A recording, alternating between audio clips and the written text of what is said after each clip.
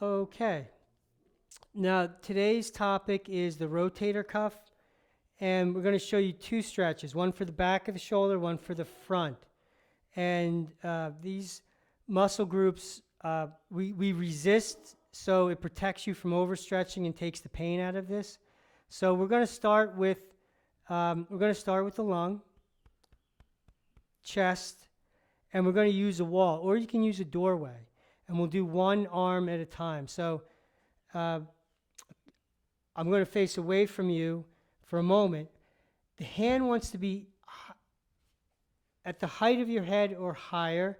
The elbow wants to be bent, and your torso and pelvis, they want to be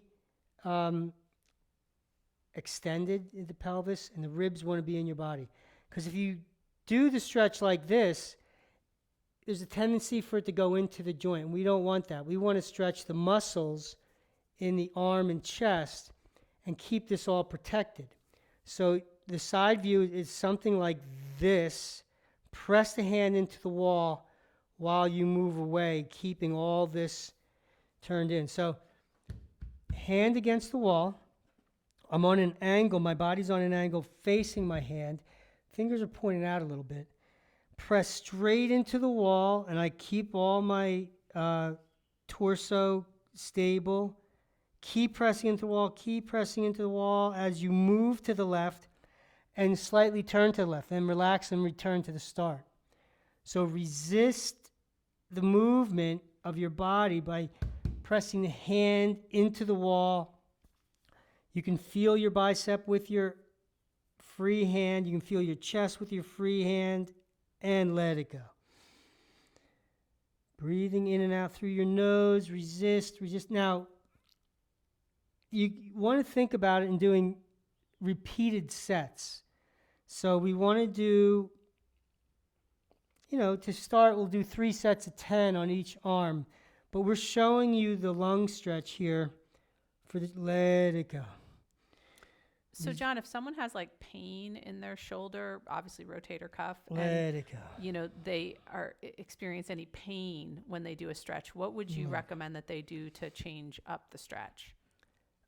Well, add more force and do less range. Yeah. Okay? So a lot of the rotator cuff, it can happen anywhere along the shoulder and front, back. But it's typically back here. So by getting this muscle to relax and shorten, it helps to put the arm in a more comfortable place. And usually this is too short, generally speaking, and this is stuck in a long position.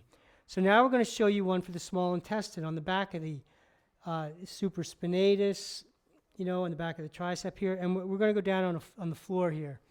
So I'm going to stay with the right arm. And you can just see how that feels after you do it. It feels more open, more relaxed on that side. And the arm actually is a little more turned out. So that's the changes we're looking for. But you pay attention and see what's happening in your body. Okay, so we're going to place our right forearm on the mat with the palm up. Okay, and then we're going to lean our body forward. And what's going to happen is we're going to pull the elbow. It's going to go down into the mat and come straight back. But it's not going to move because we're going to be pressing the arm down and back. So I'm going to lean forward, pull the arm back, and you can feel it engages all these muscles back in here. And you want to start with the muscles in the shortest possible position, right? Pull back, pull back, pull back. And now you're moving your body back, continuing to resist, and then relax as you come forward. And just like the lung stretch against the wall, you want to keep the ribs in your body. Resist on the way back, relax coming forward. And I'll also give you a side view here. This is getting a bit of the skin meridian too, right? It could possibly, depending on your rotation. That's more this way, and the small intestine will be more that way. So straight ahead is fine to start. It's difficult to get the external rotation for most of us. But with the arm straight ahead, you're going to get more force. And so then as that changes, it's easier to bring the arm into external. So leaning forward, you see we have this all short back here, right? Pull the elbow back, pull the elbow back, pull the elbow back as you move back, and then relax as you come forward. You want to keep the ribs in your body. And so you're going nice and slow, and that's Right. because you've really got that fascial tissue engaged. You know, if you're going Yeah. fast, you might be missing the resistance. That's true. That's true.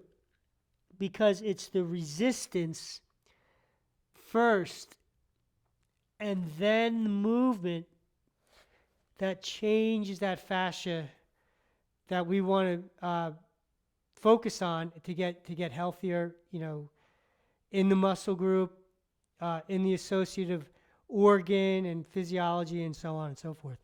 So see how that feels. And so you want to do 3 sets of 10 On I- both sides. on both sides. I would go back and forth. That feels really nice. It's like the shoulders in a new position, tension's out of it.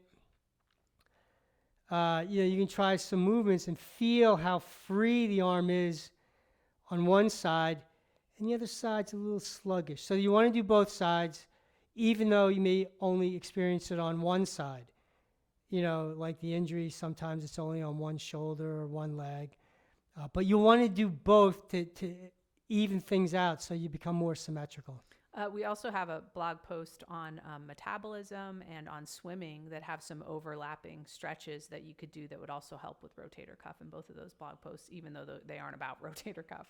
Yeah, you just learn new stretches for your body and then you know, you improve your health that way. We'd love to hear your comments, so try the stretches and get back to us.